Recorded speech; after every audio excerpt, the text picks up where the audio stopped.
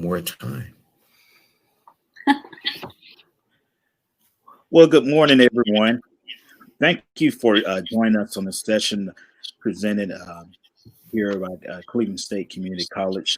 And the name of the session is called The Journey to a More Inclusive Campus. And at this moment, we want you to hear special words from our president, Dr. Seymour.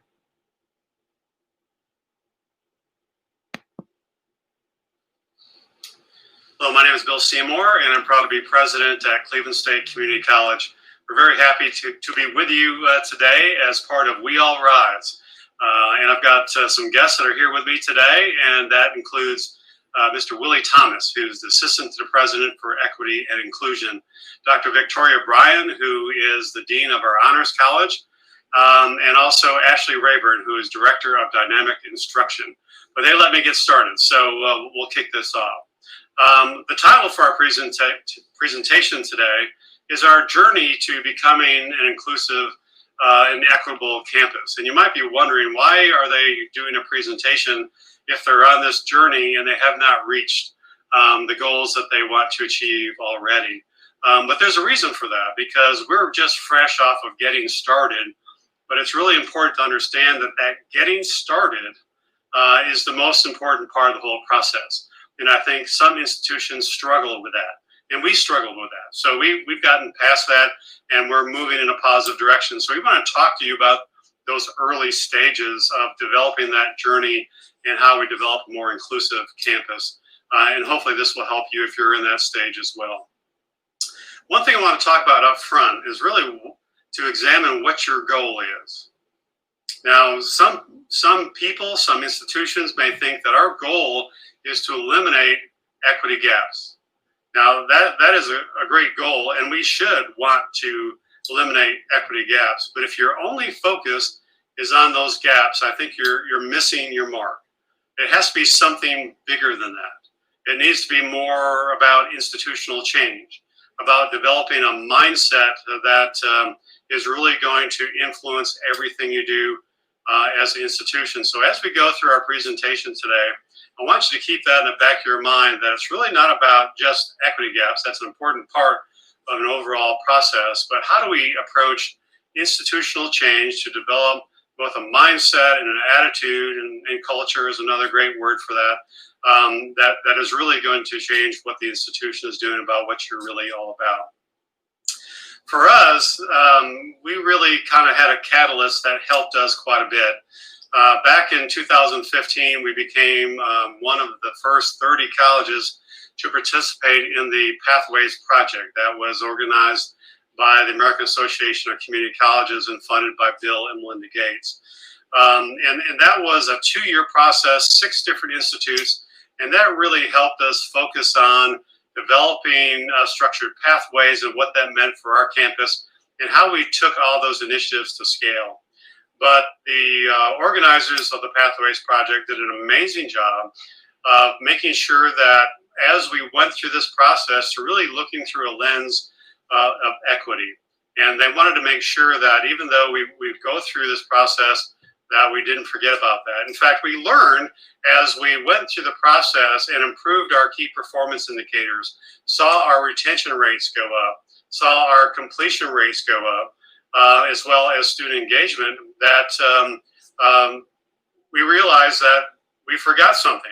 And the American Association of Community Colleges kind of coined the phrase of unfinished business.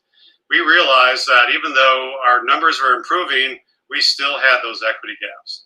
And that really drove home the idea that we at Cleveland State, we did have unfinished business. And if we were really going to be a good community college, one that is focused on lifting all boats, that we needed to focus on that in the right way. So Pathways Project was our primary catalyst. It got us moving in lots of positive directions. It helped us improve how we treat all of our students, but it also made the point that we needed to do a better job of helping students of colors and other underrepresented minority groups. So that was an eye-opener for us. So as we made those realizations, we made a number of improvements to try to set the stage for moving us forward. One of the first things I did is develop a new department of equity and inclusion. and hired our first chief diversity officer here at Cleveland State. And we know that that wasn't about this one person's going to do all these things, but we needed a champion who was going to work with us and make sure that we were really on point and moving in the right direction. So Willie Thomas, we'll meet here in a minute, is our assistant to the president for equity and inclusion. He's been here for almost 2 years and doing a great job. We also knew that we had a diversity committee that basically was not functioning for a number of years. So we reformulated that committee and developed a committee on equity and inclusion and got that moving in a very positive direction. And Willie is the chair of that. We also spent a lot of time developing our first equity statement for the college. Yeah, we've got a vision statement, a mission statement, and a strategic plan, but we wanted to have an equity statement that really would help guide our conversations moving forward, and that was a big plus for us. And then we flowed from the equity statement and developed an equity plan, working with our Achieving the Dream coaches and involving a number of people across our campus. We held a number of conversations and focus groups. We developed that plan that, again, really helped inform our strategic plan, which we have been working on this past year. So we have just completed our new strategic plan. It's Vision 2025. I know not the most unique and creative title, but it certainly fits and works for us. But we developed that strategic plan with our equity plan in mind, and they dovetail together so that as we work on those goals and objectives related to our strategic plan, we're doing it by looking through that equity lens and trying to move all those needles forward as we work together. We also developed, as part of our planning process, in fact, we actually totally redid our planning structure for the college. And the cabinet serves as the overarching planning group for the college, but then we have a group that's focused on recruitment, a group that's focused on retention, and the equity team is there to inform all others, plus a data team. So that's our planning structure, and we wanted to make sure that that equity team was influencing all of those things together at the same time. So I think through those kinds of those plans, we have developed an imperative here at Cleveland State that is moving lots of things forward. And I know that Willie's going to talk more to you next about many other initiatives that we have put in place and some of those critical things that are part of our equity plan. So I want to thank you for being part of this today and joining our Cleveland State team. And now I'll turn it over to my colleagues. Thank you very much. Thank you, Dr. Seymour. And at this time, I'm going to have Dr. Victoria Bryant to address some initiatives that was done with the Honors College. Thank you, Willie. So I really appreciate Dr. Seymour setting up kind of our college-wide vision for equity. And I'm just going to talk for a couple minutes about how we have incorporated that vision into the growth of our Honors College. So we established our Honors College as officially as an Honors College in 2019. We had operated as a really robust honors program for about 4 years before that, and had an honors program in some iteration or some form for decades before that, right? And so, as is the case with honors programs and honors colleges nationwide, the amount of kind of planning and structure and administrative support that goes into these programs has a great deal to do, not just with how impressive the program looks, but how accessible it is to students and how helpful it is to students. And like I tell students when they're considering honors, when I'm going through interviews or recruitment processes or anything, honors is simply a supplement to your major. Your major has to come first.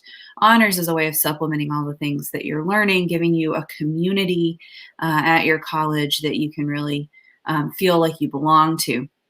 And it's only useful if it's useful, right? If it ends up being such a huge burden on you, you can't figure out the processes or the policies or anything like that, why would you do it, right? And so we have to keep in mind, I think primarily at community colleges, particularly in rural areas, but perhaps in any area of higher education, we have to keep in mind that our students, and I think Ashley Rayburn says this every chance he gets at any kind of training or professional development he runs through our Center of Dynamic Instruction, which is our teaching and learning center.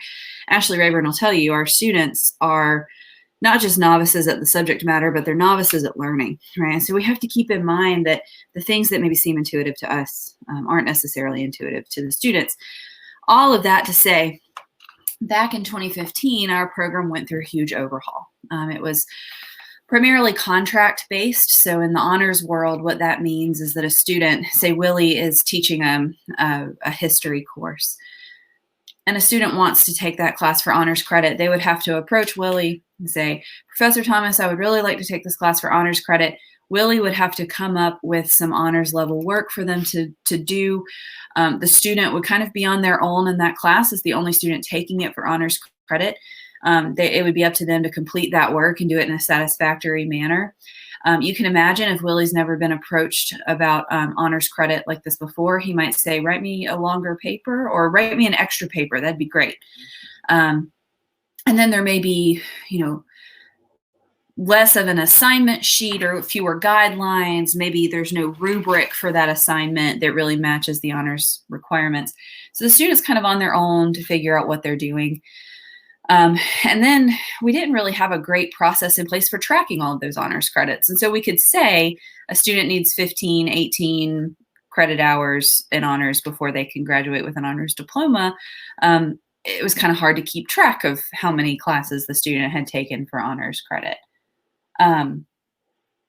So you can imagine a student kind of who maybe a first generation student who doesn't have a long kind of generational background in how higher education works, might not see the value in doing that in the first place. And even if they do, there might be so many barriers in place that actually getting to that honors diploma doesn't really work. And not because they're not brilliant or motivated or capable, but because the barriers are, why would you overcome those barriers? And so in 2015, kind of in keeping with knowing Tennessee Promise was coming, we started thinking about how this honors program could be kind of reimagined. And a lot of the work done on the curriculum at that time was done by someone who I think is kind of the mother of our honors program curriculum, Miranda Cagle, who is now at Chattanooga State, kind of rebuilt the structure of how this would work and how it would work from start to finish, how we would get students in, how we would manage them and track them and support them and get them all the way through to graduation. So Miranda got another job opportunity. We were all very excited for her. I was asked to step in 2015, knowing very little about honors. And so I was really grateful that she set up such a solid program. So in 2015, when I stepped in, she had already recruited about 17 students to start our kind of new cohort style program, where students have a set curriculum that they follow from beginning to end. And so we had these 17 students coming in. They were all, or mostly, kind of traditional age learners. They were 18 to 19 years old. They were about 95% white.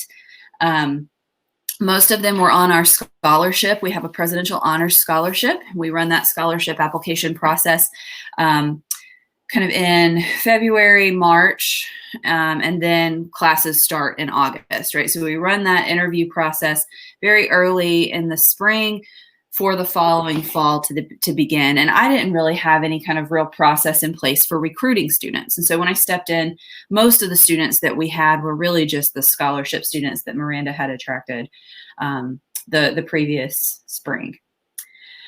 So our admission process at the time was one that was pretty standard for honors about 5 years ago. So new college students needed a 24 or higher on the ACT and a 3.5 or higher high school GPA. Continuing students could join if they had 12 hours or more of college credit, 9 of which came from Cleveland State, and they had a 3.25 GPA, they could join honors. There was an application that students filled out, mostly for kind of paperwork purposes. If they met the requirements, we had space for them, so we were happy to welcome them in. For the scholarship interview, or for the scholarship process, there was also an interview that they went through. Now, like I said, my recruiting process that first year was not really a great one. I didn't really know what I was doing. I'd been at Cleveland State for less than a year. I was still kind of getting my feet under me. And so in that first kind of semester or so, we interviewed the students who applied for the scholarship. That's how we brought a lot of them in. And then for faculty who taught honors classes, who were familiar with what we were doing, who were on the honors committee, we just kind of talked to students in our classes. And if they seemed really bright, then we brought them in, or we requested that they consider coming into the program. Now, there are some problems with that process.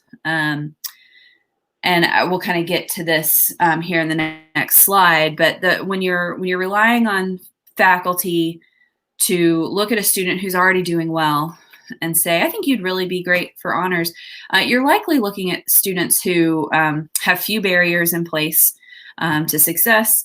You're looking at students who were probably in honors classes in high school. You're looking at students who perform a specific way in class. And that sometimes that means that we're looking, and I am just as guilty of this as anyone else. We're looking at students who already have the credentials, and not necessarily looking for students who have the potential. And so when you think about what honors education is not just like gifted for college, right? It's not taking all the smarty pants students and putting them in a room together and saying, now y'all be smarty pants together and you all graduate because you were all going to make it anyway, and we just want to keep you kind of together.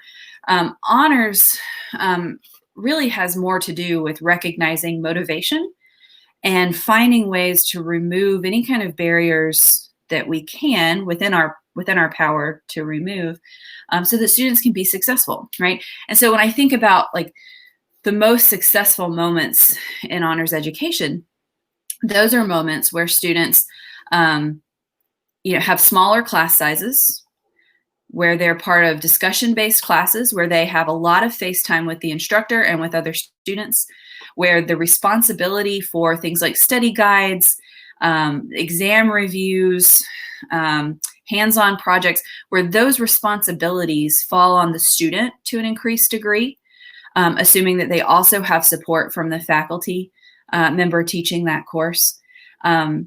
There's often a focus on making sure that the students have some kind of honors lounge or honors classroom, which translates into a quiet place to study, but also translates into a place where they feel welcome on campus, right? A place where they can bring food, bring drinks, sit, talk, have community, and have a place where they belong.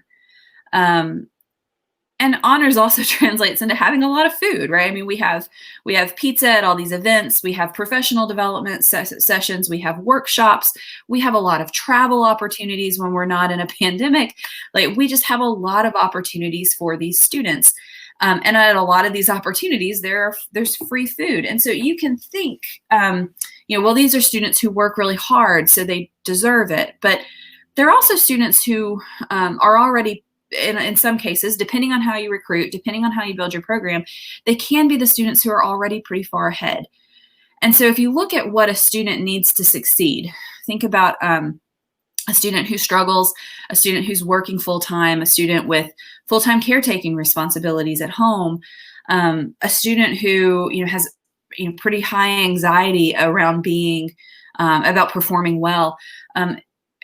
These are things that all students can benefit from, not just students who had a very high ACT score because they took a prep course and had the financial resources to take the exam 3 or 4 times.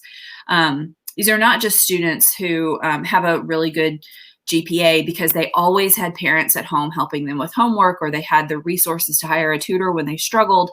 The students who would benefit from all of those things that honors includes, those are students who exist at any rung of the socioeconomic ladder.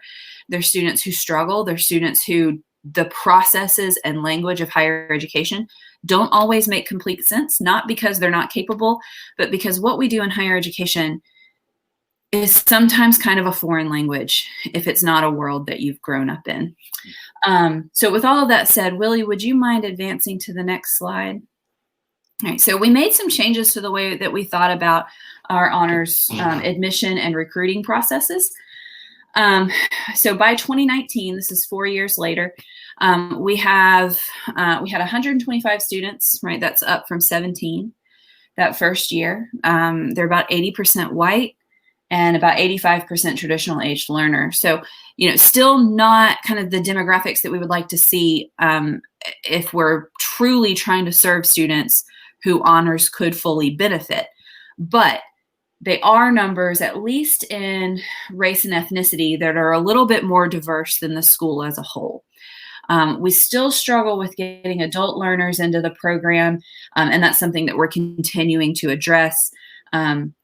But when we look at what we can do for students, we want to make sure that this is a program where students of color and students from different socioeconomic backgrounds, students of different ages, feel welcome in the program and feel like it's something that they can benefit from. So at this point, about 1/3 of our students are scholarship students.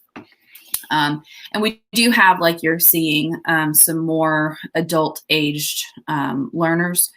And we've done that. We've expanded the program in a couple of ways. And one way was by creating a more flexible track. So we had a very structured, right? You take these 2 classes in your first semester. In your next semester, you'll take a gen ed course. In your next semester, you'll take 1 or 2 gen ed classes. And then at the end, you do capstone. And we found that like this first semester, you had like your first semester, freshman year, you have to take these 2 classes.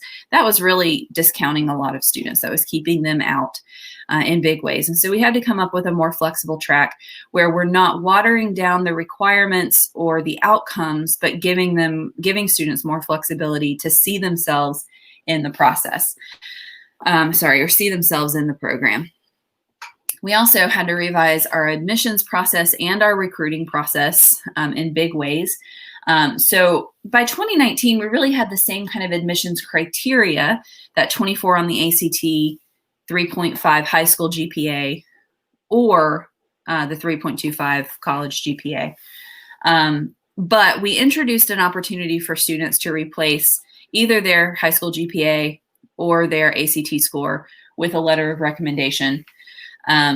We also implemented a policy where college-ready military students or veteran students could join the program, no questions asked, right? Regardless of any other scores, if they wanted to be in the program, they were welcome in the program. And we also kind of introduced, we kind of got rid of our application process. So we didn't have a formal application that students filled out. They just got, I pulled reports from our IR department and contacted students who were eligible and said, if you're interested, let's have a conversation. And that translated into me having a ton of quote unquote interviews with students. Is a good way to spend my time. I thought it was a great investment of my time. I was lucky that the school was willing to allow me to invest that much of my time in that process. But it allowed us to kind of get rid of that application and focus more on, here's what you would be getting into. Are you interested? It gave us a chance to talk about their educational goals and what honors could do for them. That recruiting process, though, even though it grew by leaps and bounds from what I was able to do in 2015, because I could pull these reports and talk to students, you can imagine, and I like I said, I think if we're wanting to look at equity and we're wanting to look at implicit bias that exists in higher education, we have to be willing to admit that exists in us too. Mm-hmm. And so I had to be really honest with myself and look at the fact that, if I'm the only person screening these students, my biases come into play, right? So a student who sits down in my office and seems flippant and says, is it a lot of work? I don't know if I want to do a lot of work. That might be a student that I try to talk out of joining honors. And it might, their personality may lead them to seem flippant. I'm interpreting it a certain way, right? And I'm maybe kind of letting someone with great potential who's, exhibiting some defense mechanisms or something, kind of slip through and miss out on a program that could really benefit them. And so even though we had this kind of more advanced recruiting process that in a lot of cases worked, I had to be honest with myself and think, this is likely something that's still creating some barriers and something that we need to revise. So with that said, Willie, could you go to the next slide? All right, so here we are in 2020. We have slightly fewer students. We're at 115 right now. That's amid a pandemic, so I'm still pretty proud of that number. We have a similarly diverse population, which I'm also really proud to see, that we didn't lose an abundance of students who are kind of traditionally at risk or traditionally underserved. We did lose a few. I'm sad to see them go, but they are still at Cleveland State and still have good contact with them. So all of that to say, we are in the process. I've been working with Willie pretty closely. We're in the process of making further changes to our admissions and recruiting process. So we recently got approval through the president and through our honors curriculum committee to completely remove the ACT score from our criteria, right, for a lot of reasons. And if there are questions about why we would do that, I'm running a little bit long now. So if there are questions during Q&A, we can certainly talk about that. Removing ACT completely from our criteria. We are in the process of creating an essay-based application that would allow students to kind of present things like academic motivation, grit, their interest in honors, their leadership potential rather than leadership experience, things like that. And we've created a scoring rubric to go along with that essay application so that we've got some guidelines on how we read it, right? We want to look now for students who have the characteristics that would make a good honor student, and not necessarily just for the students who already have the qualifications to be an honor student, right? So if a student has good content in these essays, but their sentences are a little weak, their punctuation's a little off, that's not necessarily grounds for dismissing them from consideration, right? We want to look for a student who has the motivation to do this work and then help them learn that grammar and mechanics if that's the thing that they need.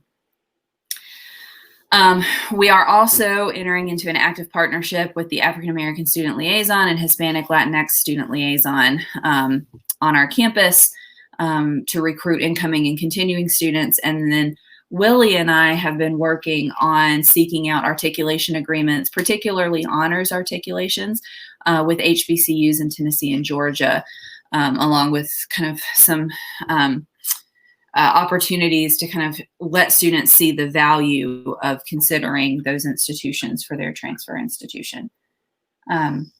So it's a journey, right? I don't think it's one that we will ever be done with, right? As Dr. Seymour pointed out in his video, if you want to just eliminate equity gaps, that's great.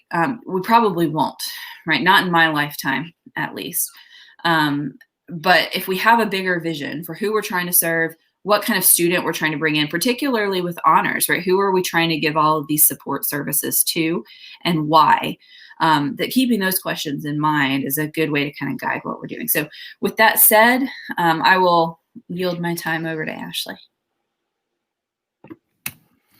Thank you, Dr. Bryan. So what Dr. Bryan did with the Honors College really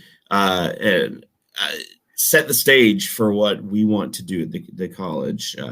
So there's a few things that we did, and it really goes beyond what I have on this slide.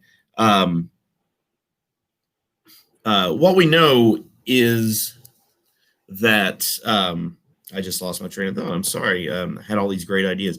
So I'll start with the slide and then work my way there. What we know about we had a lot of high impact practices already on campus. So we had learning communities and service learning. We've been doing that for probably over a decade now. We've been, we had study abroad. Study abroad was built into the honors program. They've done a lot with that. And we were doing a lot of these high impact practices. And we think a lot about how we're going to help all students, right? And high impact practices, we know, do that. but we also know that it helps those underrepresented students. It might help them more. So we've put a lot of emphasis on those high impact practices. And when we did that, we were part of the NASH grant, National Association of System Heads, which TBR got, and 5 institutions from TBR. It was 4 states and 5 institutions from TBR was part of that program. And what we basically did was take our programs, take a program and then insert high impact practices along that with an eye towards equity. We got there. I think the first conference was in California. We put our team together. We went to that conference and we're sitting around the table. Dr. Bryan's there, and we're trying to figure out equity, what that meant. I didn't quite understand it. I wanted to, but I wasn't getting kind of that definition of where they wanted us to go. And we kind of had this conversation. And then finally, Dr. Bryan explained to me what she just explained to you, and it started making a lot more sense. So as we started thinking about what we were doing in teaching and learning, we had to evaluate what was already being done, but where we wanted to go with it and why we wanted to do it. We wanted to make sure that we were doing something with purpose. So through the process of this, the NASH grant, we were able to we took early childhood development, which we found to be a program with not a lot of variety in students. It was mostly women, mostly white women. So there are very few males, very few people of color, and very few. There wasn't very much differentiation there. So we took that program and we embedded high impact practices along that program through the process of this program. And then we wanted to expand that out. And then we're now in the process of embedding high impact practices, 3 high impact practices through all the programs that we have on campus. That's a goal that's coming up. So that kind of came out of that piece. One of the things that we learned out of that did come out of this is we learned about TILT, which is transparent assignment design. As Dr. Bryan said earlier, one of my favorite things to talk about is the fact that our learners are novices in their field, but they're also, as Dr. Bryan said, novice learners. They're learning how to learn within the college environment. They're also not novice college students.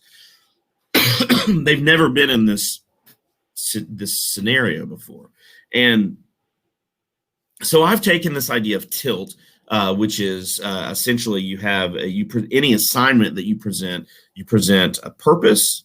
Why are you doing it?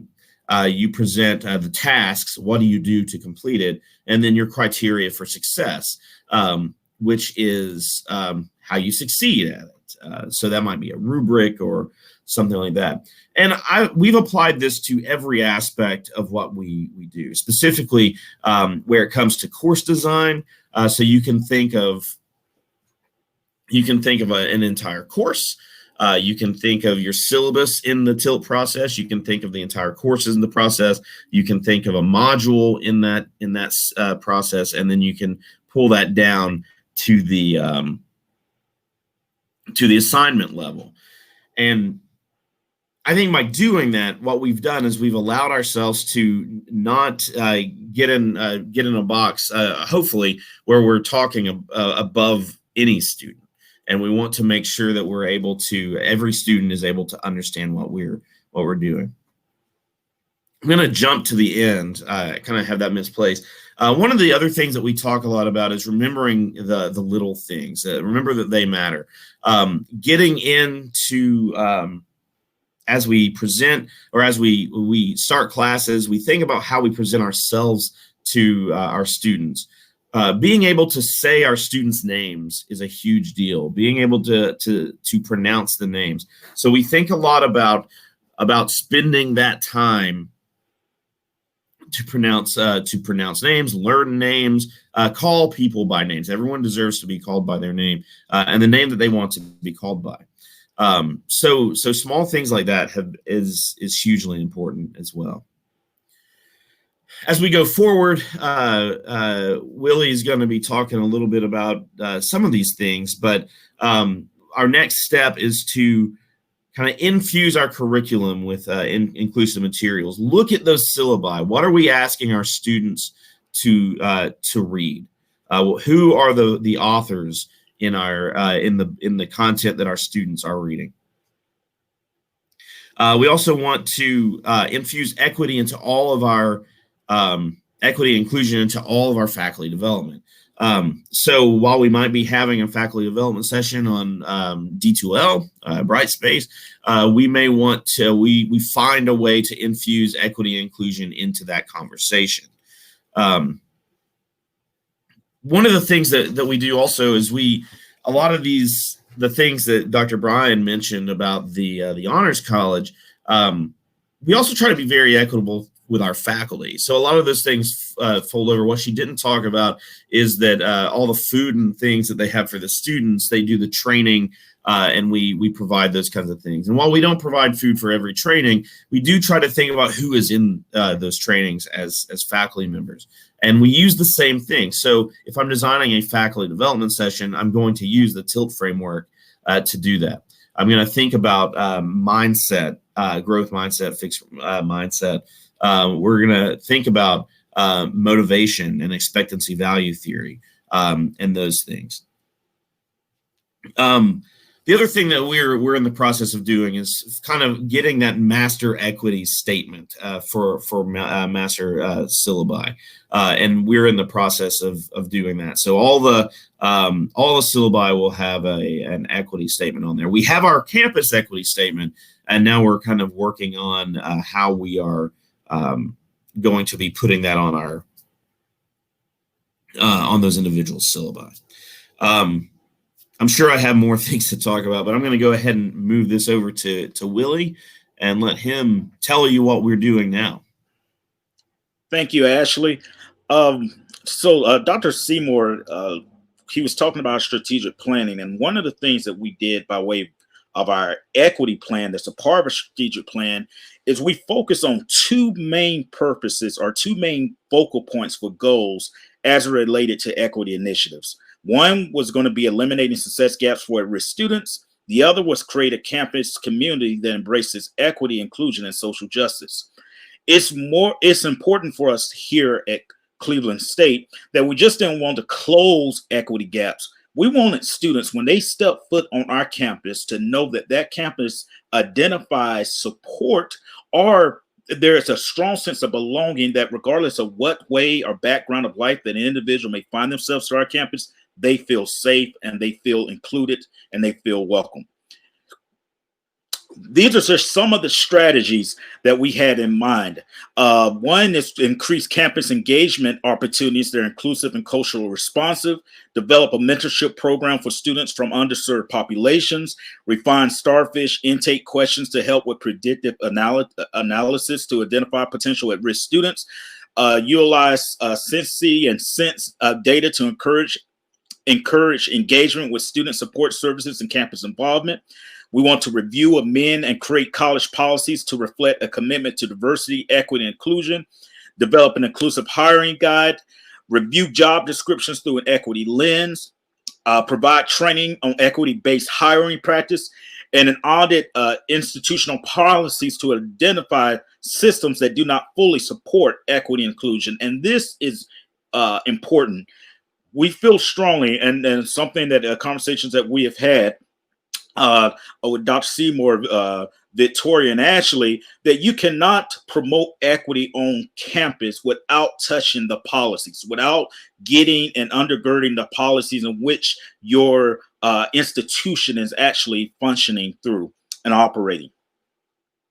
So there's several things and several events that we have done throughout the year. Of course, at the beginning of last year, it was our first official year being a part of Achieving the Dream and Strategic Enrollment Management Initiative. One of the things that allowed us to do is to help focal point and even fine tune some of our efforts as it relates to equity.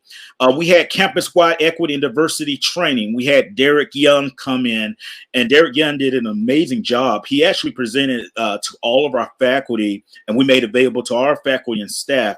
Our sessions were packed.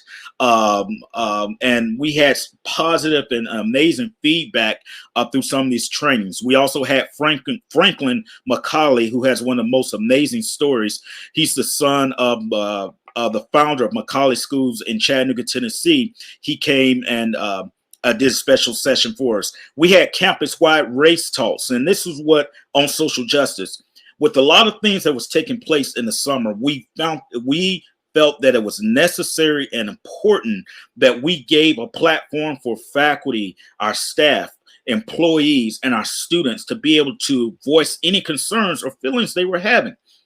Along with this, we created a special meeting also this summer where we had employees of color to meet with Dr. Seymour one-on-one. And I must say in this meeting, it was just a groundwork.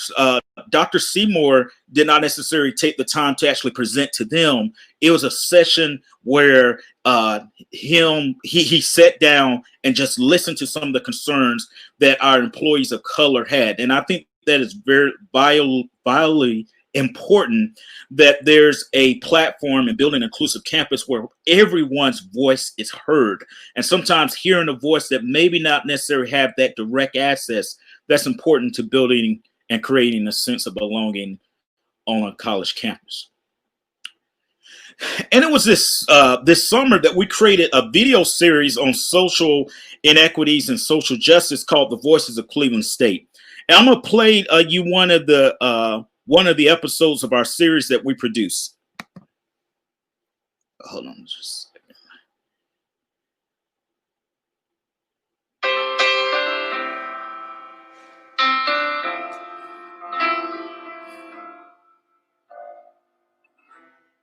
Hello, my name is Willie Thomas.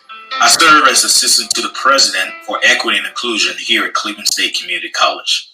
A lot is going on in our country, and we want you to know that your voice and life matters. Please come share with us.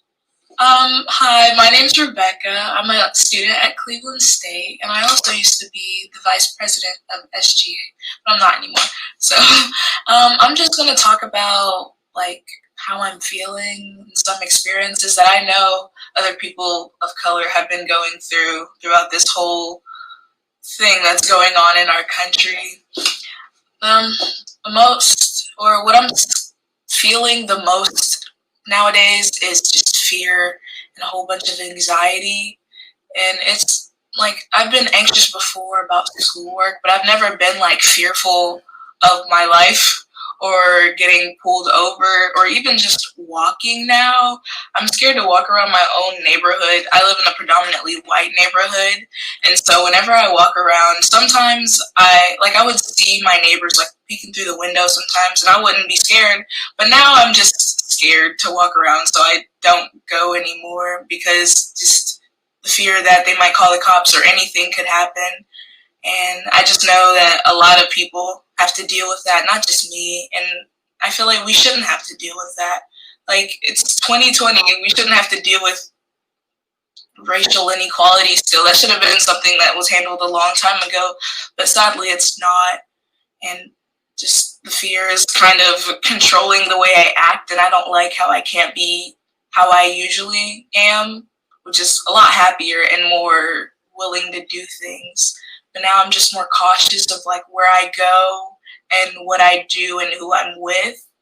And I'm also really scared about my family members because I have a younger brother and he's in high school right now.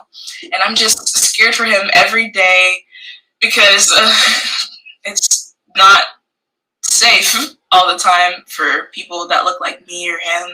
And so I'm just scared for him. And it's sad that I have to fear for my own brother's life. And the other day, my mom was talking to me and telling me about how, like, what I need to do when I get pulled over, if I get pulled over. And that was very frightening and sad that she had to talk to her kids about that. And the state of this world is just terrible. And yeah, it's this whole thing just kind of been taking a toll on me. I don't want to hang out as much as I used to with all my friends. I don't like driving places because I'm scared, and it's just a lot. And I wish we didn't have to go through it, but hopefully we won't have to anymore.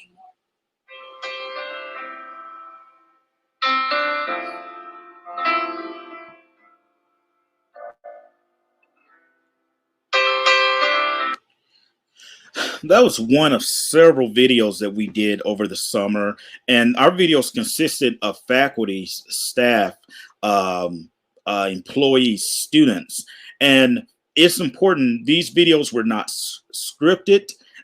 We did not want put words in an individual's mouth. We wanted this to be a place where they felt safe to actually express their views and how they were feeling.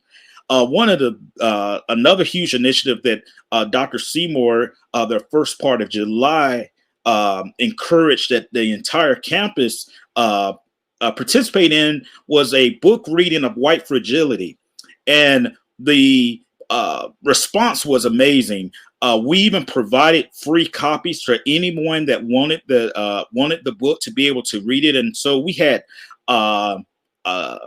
There was a good amount of people on our campus that is actually reading White Fragility at the same time. And it really encouraged some awesome discussion, some awesome feedback taking place on our campus. And as Ashley was saying, the small things that matters. It's the small things that matter. And so when we were getting, before the fall semester started, we set out that we wanted to send a message to any student or anyone that stepped foot on our campus where Cleveland State stood. And so you will go in there, go walk on our campus, and you'll see a banner that says, "We stand for equity and inclusion." You'll go and see another banner that says, "We stand for racial justice." And these banners and creating this campus have been a sense of healing. I have gotten amazing feedback from students when they first walk and just say, "Hey, these banners are neat." Why? Because we're, as a community college, we're taking a stand with our students to let them know that anything that bothers them, anything that's affecting them affects us, that we are creating an inclusive campus. One of the things that we had also fun in doing is Dr. Seymour, he has always said that Cleveland State should be the leader in diversity and inclusion, not just for institution, but for the city of Cleveland. And as a result, we were blessed to actually establish the first ever Martin Luther King March on MLK Day. And I'll play you some brief highlights of it real quick. Let's see here. Turn you around, keep on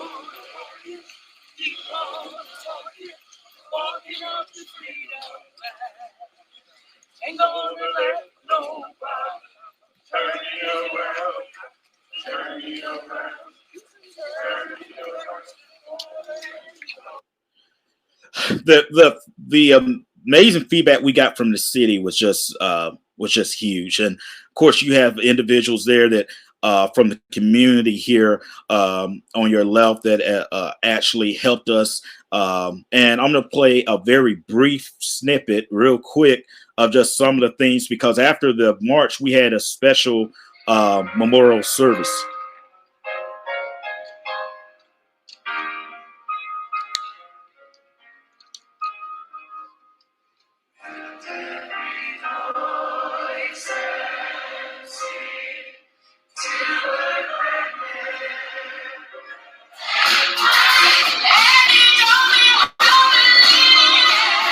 So I'm gonna explain to you what you're hearing, what you're hearing here.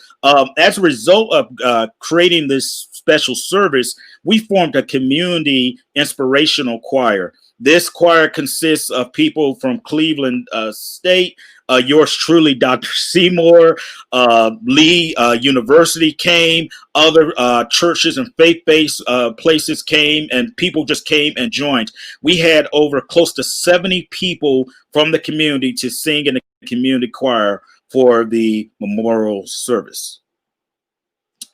And that's the end of this journey. And as it was stated by everyone, we are not there yet. We're just letting you know that this is the journey that we're taking, and it's an ongoing journey. I don't think it's at the end, it's a final destination, but I really believe and feel confident with the individuals and with the initiatives that Dr. Seymour's put in place, that we are becoming a more inclusive campus. Are there any questions?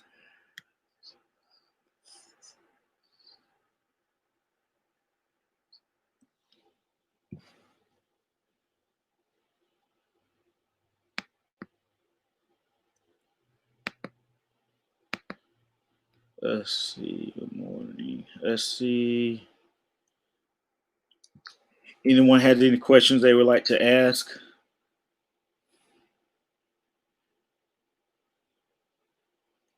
I give a few more moments. I know that we have used all of our time, and there's some more sessions coming up. I do, and forgive us, I did not share our contact information if you have any questions regarding us. And so at this time, I'll ask individually if we could maybe give our emails. Have you had any feedback from students about this initiative? I can speak to, and I give y'all a chance to have. Yes, there's several. I'll just go a couple of things, particular as it relates to the video series. Every Monday, we would actually post this video series on social media, and I would get emails from various students on campus and even students on the community that were even in high school that were actually encouraged. Just having a voice that someone was actually giving them a platform to actually speak. As it relates to other initiatives that we have done, particularly with our diversity club organization and others, the feedback has been very positive as related to initiatives, whether it's MLK or even making more inclusive practices on our campus. Anyone else want to add to that? I'll say over the years that we've been revising our admissions criteria, some of our students who have earned our Outstanding Honor Student Prize or our Outstanding Capstone Research Project Prize, students who we've nominated for national scholarships, and students who have won, actually all three of the students who have won Student of the Year from the National Collegiate Honors Council were students who needed that more flexible track in order to find their way in. And so, while we have some wonderful students who come in on a traditional track on scholarship, very impressive right from the start, the majority of the students who have ended up really shining are the ones who needed that flexibility to get in. And I've been consistently impressed by the kind of student that we've been able to get with these changes and the kind of help we've been able to supply them.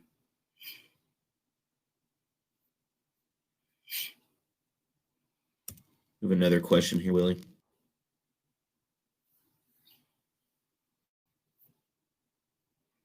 Willie, we have Cindy Werner asking, have you noticed any increases in enrollment as a direct result of your equity efforts?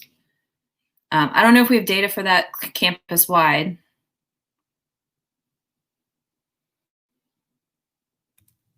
I think you're muted, Willie. Thank you, Ashley.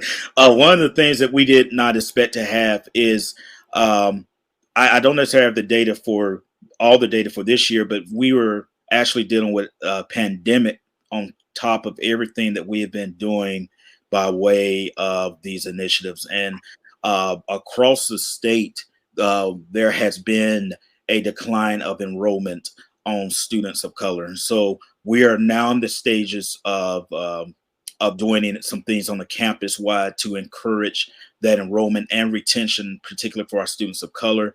We're currently even working on a pass and return scholarship. So the data needed to actually support the efforts that we have actually created may be something that we may not necessarily see the results of for maybe another year or so, particularly as we're trying to figure out how we're navigating through the pandemic. And then Krista Martin from Columbia State said that she's really interested in campus-wide race talks and how we've contacted / created African-American student liaisons and Hispanic student liaisons and meetings with the president. Okay. And I'm going to put my email in the chat. I'll be more than happy to go into details of how we actually establish that and how we do it. And of course, with the pandemic, you have a lot of flexibility with Zoom. And so I encourage you setting up the virtual talks and conferences. It actually helps.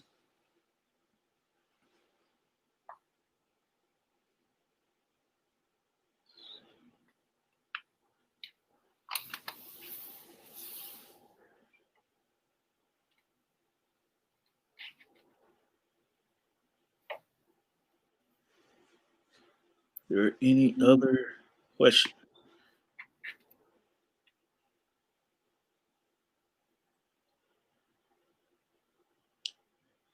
All right. You have our emails that we have attached to this chat. I know this session has been recorded. You can come back in and view it at any time. Please feel free to reach out to us. All of us will tell you we do not have all the answers. There may be something you may be doing that can actually be a blessing and help us. But we just wanted you to know that this is something where we're starting. We believe in this. This is something that we're committed to. All right. Thank you so much for your time. I would like to take time to thank so much. I work with the best, I call them the champions of equity you will ever find. And Dr. Victoria Bryant and Ashley Rayburn and of course, Dr. Seymour. So I want to tell them thank you all for sharing this stage with me. And I hope everyone has a good day. Thank you, guys. Thank you. Thank you.